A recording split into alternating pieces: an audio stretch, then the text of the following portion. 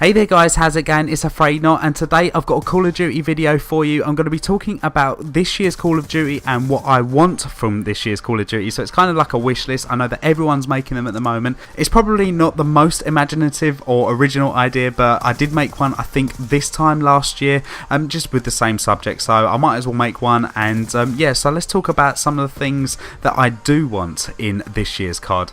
And number one for me, and I think this is number one for probably every Call of Duty that I'll ever say, is dedicated servers. The lag needs to be addressed. Now, Call of Duty Ghosts got it right with the lag. They actually spent some time, the guys at Infinity Ward, although they made a terrible game, they actually addressed the most game-breaking thing about Call of Duty, and that is the lag. It's a Twitch shooter. This game is so dependent on having a good connection. And historically, Treyarch haven't really been the best, especially with lag. Hopefully, this 3-year cycle that they keep talking about at the moment, they have addressed that, and that is the number one thing that I'll be asking for in this year's COD. Number two for me is skill-based matchmaking. That has to go. Now, Treyarch are the ones that introduced it, or a proper system in the first place, in Black Ops 2. I don't think Call of Duty Ghosts had it. If it did, it wasn't so effective, or maybe because of the lag. Maybe we didn't notice. I don't know. I don't actually know the facts on Call of Duty Ghosts, but obviously Advanced Warfare's got skill-based matchmaking, completely game-breaking for me.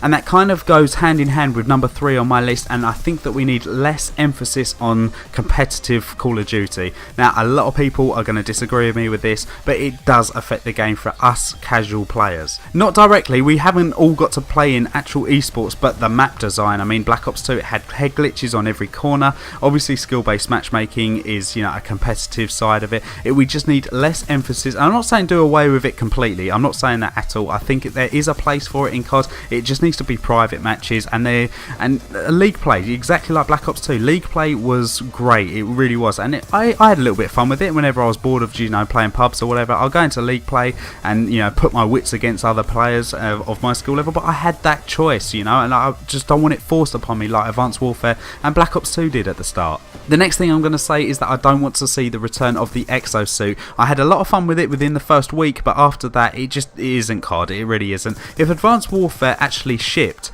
without the Call of Duty name, I think it would be a pretty solid game, but because it has been branded as COD, it's kind of like come to my expectations. You know, I have a certain expectations when I play Call of Duty, and Advanced Warfare didn't meet that. But if it was on its own, I can see that being a pretty solid game, but because it's branded Call of Duty and because of my expectations of Call of Duty, it just wasn't COD. It isn't fun in that way for me. It doesn't give me that Call of Duty fix that I haven't had now for nearly 2 years.